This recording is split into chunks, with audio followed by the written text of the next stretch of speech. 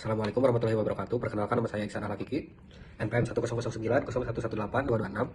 Di sini saya akan mempresentasikan skripsi saya yang berjudul Pengaruh Pengungkapan Corporate Social Responsibility dan Kinerja Lingkungan terhadap Kinerja Keuangan. Latar belakang dalam era globalisasi dan kemajuan industri saat ini tentu saja akan menimbulkan persaingan yang ketat antar perusahaan. Persaingan ini akan menimbulkan motivasi setiap perusahaan untuk memanfaatkan potensi perusahaan semaksimal mungkin agar perusahaan mampu meningkatkan kinerja entitasnya. Pada umumnya, ukuran keberhasilan kinerja keuangan setiap perusahaan diukur dari pencapaian dalam menghasilkan laba. Laba yang mengklaim peningkatan akan membantu perusahaan dalam memiliki prospek yang baik di masa depan. Hal ini dibuktikan mengalami adanya kasus penurunan Purchasing Manager Index atau PMI pada perusahaan manufaktur pada tahun 2020. Penurunan tingkat PMI ini mengakibatkan banyak pabrik mengalami kebangkrutan karena pemaparan produk yang turun drastis. Tidak adanya peningkatan permintaan dan semakin sedikitnya perusahaan menghasilkan output membuat perusahaan secara berkala tidak mampu menghasilkan laba. Tanpa perlahan laba, perusahaan tidak akan mampu mencapai tujuannya untuk melakukan pertumbuhan dan kelanjutan usaha. Namun pada akhirnya dalam bidang perindustrian banyak perusahaan yang turut andil dalam melakukan pencemaran lingkungan. Perusahaan menganggap bahwa biaya lingkungan yang dialokasikan untuk melakukan pengolahan lingkungan hanya akan menjadi tambahan pengeluaran dana bagi perusahaan. Pengolahan lingkungan harus dilakukan bagi semua sektor perusahaan, terlebih perusahaan yang bergerak di bidang manufaktur. Hal ini dikarenakan mereka melakukan aktivitas perusahaannya dengan memproses bahan mentah hingga menjadi barang yang siap dipasarkan. Pemerintah juga harus mulai memikirkan kebijakan ekonomi makronya terkait dengan pengolahan yang dipasarkan, lingkungan dan konservasi alam. Selanjutnya ada peringkat proper perusahaan yang terdapat di B periode 2020 sampai 2022. Peringkat ada emas, hijau, biru, merah, hitam. Jumlah perusahaan setelah dilakukan penilaian warna emas 170, presentasi akumulasi perusahaannya 5,4%. Hijau jumlah perusahaannya 2031, presentasinya 64,5%, biru 887 perusahaan, presentasinya 28,2%, merah 2 perusahaan, presentasinya 0,6%, hitam 59 perusahaan, presentasinya 1,2%. Selanjutnya rumusan masalah yang pertama, berapa besar pengaruh corporate social responsibility terhadap kinerja keuangan pada perusahaan manufaktur yang terdapat di bursa efek Indonesia periode 2020 sampai 2022. Yang kedua, berapa besar pengaruh kinerja lingkungan terhadap kinerja keuangan yang diproyeksikan dalam return on asset atau ROA pada perusahaan manufaktur yang terdapat di bursa efek Indonesia periode 2020-2022. Selanjutnya kerangka konseptual. Salah satunya pengungkapan CSR berpengaruh terhadap kinerja keuangan, keduanya pengungkapan kinerja lingkungan berpengaruh terhadap kinerja keuangan. Selanjutnya metode penelitian. Metode penelitian deskriptif verifikatif dengan pendekatan kuantitatif. Populasi ada sampel, populasinya 57 perusahaan manufaktur subsektor industri dasar dan kimia, sampelnya 24 perusahaan manufaktur subsektor industri dasar dan kimia menggunakan rumus Lopin dengan teknik random sampling. Kumpulan datanya sekunder berupa laporan tahunan. Sampelnya non-probability sampling atau purpose sampling. Analisis datanya, analisis statistik deskriptif, uji asumsi klasik, uji normalitas, uji multikolinearitas, uji heterogenesitas, lalu analisis regresi linear berganda.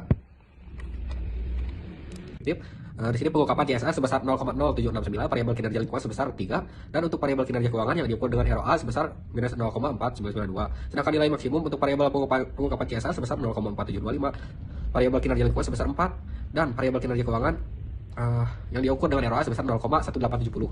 Variabel pengungkapan CSR memiliki nilai rata-rata min sebesar 2402, variabel kinerja lingkungan memiliki rata-rata min sebesar 3,33, dan variabel kinerja keuangan yang diukur dengan ROA memiliki nilai rata-rata 202,85. Standar deviation-nya pada variabel pengungkapan CSR sebesar 902,646, untuk variabel kinerja lingkungan sebesar 0,475, dan untuk variabel kinerja keuangan yang diukur oleh ROA sebesar 965,049. Selanjutnya uji normalitas. Dari 72 sampel yang digunakan, nilai signifikan variabel independen yaitu pengungkapan CSR dan kinerja lingkungan dan variabel dependen yaitu kinerja keuangan memiliki nilai signifikan tersebut 0,096 lebih besar atau sama dengan 0,05. Hasil tersebut menunjukkan bahwa data penelitian terdistribusi normal. Uji multikolinearitas, nilai toleransi pengungkapan CSR sebesar 0,948 dan variabel kinerja lingkungan sebesar 0,948. Sedangkan untuk nilai VIF pada pengungkapan CSR sebesar 1,054 dan variabel kinerja lingkungan sebesar 1,054. Dapat dikatakan bahwa nilai toleransi lebih besar daripada 0,1 dan nilai VIF lebih kecil daripada 10, maka dapat disimpulkan bahwa tidak terdapat multikolinearitas antara variabel bebas dalam penelitian ini, sehingga dapat dikatakan ini uji multikolinearitas terpenuhi. Selanjutnya ada uji heterogenesitas. Data tersebut di atas nilai 0 pada sumbu Y atau di bawah nilai 0 pada sumbu U dan tidak terdapat suatu pola yang jelas atau tidak menentu pada penyebaran data tersebut, maka dapat disimpulkan bahwa pada penelitian ini tidak terjadi heterogenesitas, sehingga dapat dikatakan uji heterogenesitas terpenuhi. Selanjutnya regresi linear berganda. Nilai konstan sebesar 43,873, artinya tanpa ada pengungkapan CSR dan kinerja lingkungan, maka kinerja keuangan memiliki nilai sebesar 43,873.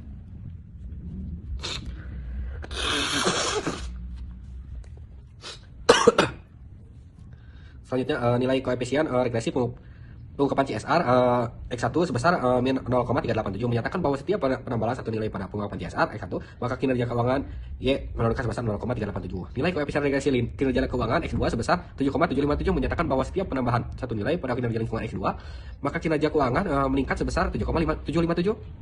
Selanjutnya ada uji F nilai F hitung 57. Selanjutnya ada uji F nilai F hitung sebesar 3,941 dengan nilai signifikan 0,024 pada nilai signifikan tersebut lebih kecil dari tingkat signifikan 5% atau 0,05, maka pengujian hipotesis adalah H0 ditolak dan HA diterima. Artinya terdapat pengaruh signifikan antara pengungkapan CSR dan kinerja lingkungan secara simultan terhadap kinerja keuangan. Selanjutnya uji T, variabel pengungkapan CSR mempunyai tingkat signifikan sebesar 0,007. Nilai signifikan tersebut lebih kecil dari tingkat signifikan 5% atau 0,05, maka pengujian hipotesis adalah H0 ditolak dan HA diterima. Artinya terdapat pengaruh signifikan antara pengungkapan CSR terhadap kinerja keuangan. Variabel kinerja lingkungan mempunyai tingkat signifikan sebesar 0,441. Nilai signifikan tersebut lebih besar dari tingkat signifikan 5% atau 0,05, maka pengujian hipotesis adalah H0 diterima dan HA ditolak. Artinya tidak terdapat pengaruh signifikan antara kinerja lingkungan terhadap kinerja keuangan. Mungkin cukup sekian dari saya. Wabillahi taufiq wal hidayah. Wassalamualaikum warahmatullahi wabarakatuh. Selanjutnya ada koefisien determinasi. Pengungkapan CSR X1 dan kinerja lingkungan X2 secara simultan berpengaruh terhadap kinerja keuangan sebesar 10,3%. Selanjutnya ada kesimpulan pengungkapan CSR pada perusahaan manufaktur yang terdapat di Bursa Efek Indonesia periode 2020 sampai 2022 mengalami fluktuasi.